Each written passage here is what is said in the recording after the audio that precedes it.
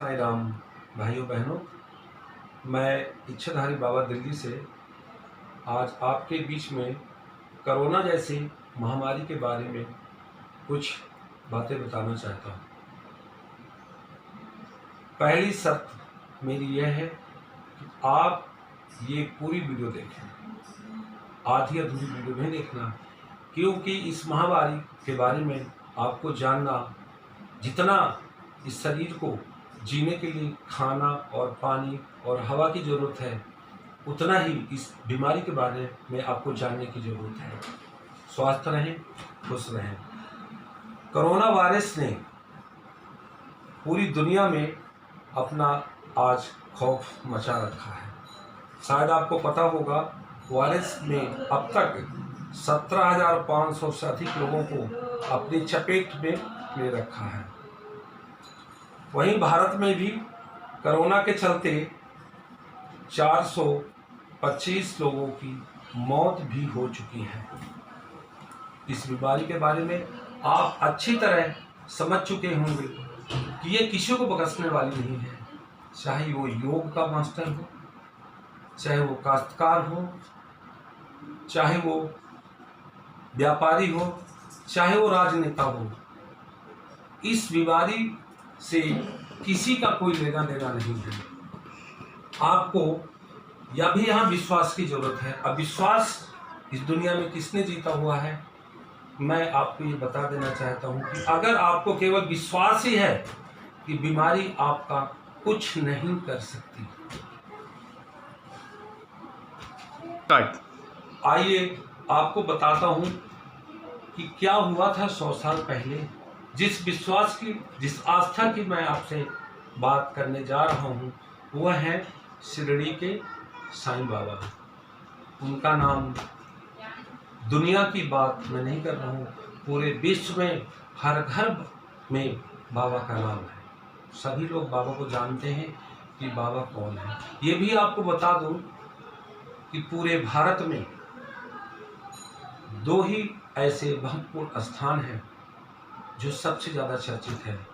पहले नंबर पर तिरुपति बालाजी, दूसरे नंबर पर ही साईं बाबा आते हैं। ऐसा क्यों? कुछ तो कारण रहा होगा बाबा का। तो आइए जानते हैं बाबा के बारे में कि कोरोना जैसे वायरस बीमारी, महामारी में बाबा ने क्या किया था। जिस तरह आज कोरोना ने आतंक मचा रखा है, वैसे ही सालों साल पहले हैजा नामक बीमारी लोगों के लिए यमराज बन गई। इस बीमारी से हजारों लोग रोजाना मर रहे थे। बीमारी शिरडी समेत आसपास के गांवों में फैलती जा रही थी।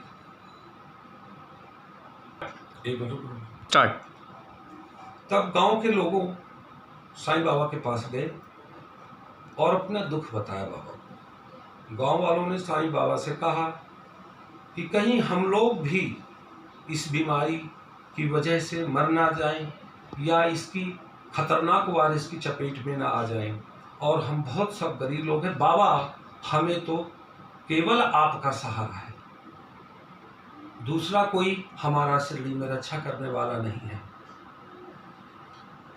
उसके बाद बाबा उनकी बातें सुन के मौन हो गए।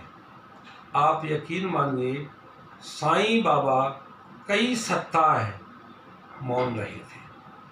उन्होंने खाना पीना छोड़ रखा था। सारे शिष्य, यहाँ तक कि बाईजम्मा जो बाबा को अपना बेटा मानती थी, माँ ने उनसे मिन्नतें करके कहा, बाबा आप भोजन ग्रहण करो, लेकिन बाबा नहीं माने और किसी से कोई बातचीत भी नहीं की। एक दिन अचानक उन्होंने हाथ से पीसने वाली चक्की से बाबा ने गेहूं पीसना शुरू कर दिया। गांव के लोग साईं बाबा को देख के हैरान रह गए कि एक तो गांव में महामारी जैसी बीमारी फैली है, लेकिन बाबा उल्टा काम कर रहे हैं। किसी को समझ में नहीं आया कि बाबा कर क्या रहे हैं। गांव वालों ने मिलकर, वहाँ की औरतों ने, माताओं बहनों ने बाबा से चक्की छीन ली और खुद उसको पीसना शुरू किया। बहुत सारा आटा पीसा गया। अब उनको थोड़ा लालच भी था किस महामारी में परेशानियां सबको है, ये आटा बाबा सबको देंगे। 2-2, 4-4 किलो, 10-10 किलो आटा सबको मिलेगा। बड़े लगन के साथ उन्होंने, कुछ लालचवश लोगों ने आटा को पीसा, बहुत समय तक पीसा। अब अगले दिन क्या होता है समझिए। बाबा को जानिए, समझिए और साईं पे आस्था रखिए, विश्वास रखिए। बाबा सारा का सारा आटा कुछ अपने शिष्यों के साथ वहां से उठा ले गए रात को, और गांव के कई किलोमीटर तक, गांव के चारों तरफ उस आटे को फैला दिया, बिखेर दिया, उसका गोला बना दिया, जिसके बोलते हैं हमारे मोदी जी भी, लक्ष्मण रेखा नहीं क्रॉस करना। आज हमारे देश के प्रधानमंत्री माननीय श्री नरेंद्र मोदी जी जो काम कर रहे हैं, आप यकीन कीजिए, मैं इतना तो नहीं जानता हूं, लेकिन इतना जानता हूं कि अब तक भारत में जिन्हें भारत रत्न मिला, उस रत्न के लायक हमारे बाबा भी थे। और आज मोदी जी को भी भारत रत्न मिलना चाहिए। उन्हें क्या जरूरत पड़ी है, ना कोई आगे ना कोई पूछे, उनका तो पूरा परिवार, पूरा भारत है। मैं आपको बता देना चाहता हूं, यकीन कीजिए कि बाबा के आटा डालने से, गांव की तरफ फैलाने से, लक्ष्मण रेखा खींचने से वो महामारी कुछ ही दिनों में समाप्त हो गई। आप ये मत सोचिए कि आज साईं बाबा नहीं है। बाबा कल भी थे, बाबा आज भी है और बाबा रहेंगे। यकीन कीजिए, फिर से आपको समझाना चाहता हूं, बाबा, साईं बाबा जैसे संतों के लिए इस बीमारी की औकात नहीं है कि ये भारत जैसे देश में ये प्रवेश कर सके। ये प्रवेश नहीं है। आप देखिए और देशों को और भारत को देखिए।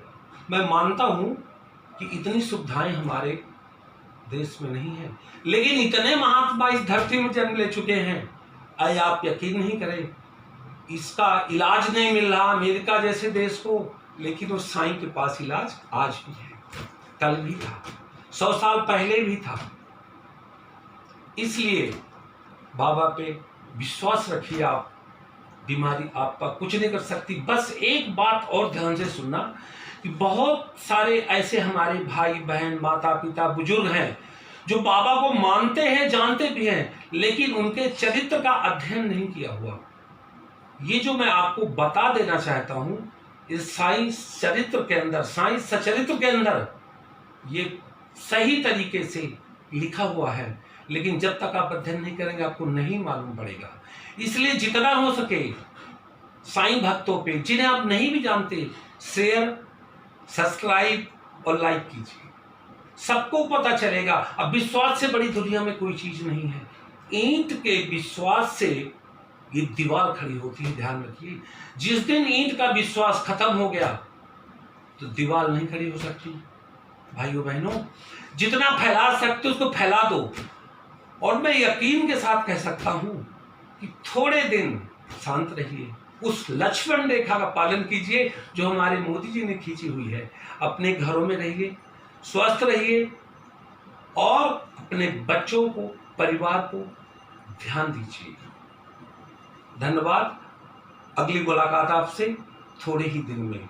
अगर ये वीडियो, मेरी बताई हुई ये बातें अच्छी लगी हो, जानकारी अच्छी लगी हो, तो मेरे चैनल को लाइक, शेयर, सब्सक्राइब जरूर कीजिए। बाबा इच्छाधारी, दिल्ली से मेरा मोबाइल नंबर है 8447721563। दोबारा बताता हूँ आपको, 8447721563। और जिसमें भी आप देख रहे हैं, फोन पे, मोबाइल पे, स्क्रीन पे, टीवी पे, यूट्यूब पे, गूगल पे, जहां भी आप देख रहे हो, ये नंबर आपको स्क्रीन पे भी मिलेगा। 24/7 नंबर खुला हुआ है। मेरी तरफ से जो भी सेवा हो सकती इस महामारी में, वो सेवा के लिए भी ये एक छोटा सा साईं भक्त आपके लिए 24 घंटे हाजिर है। जय साईं राम। दिल्ली से बाबा इच्छाधारी।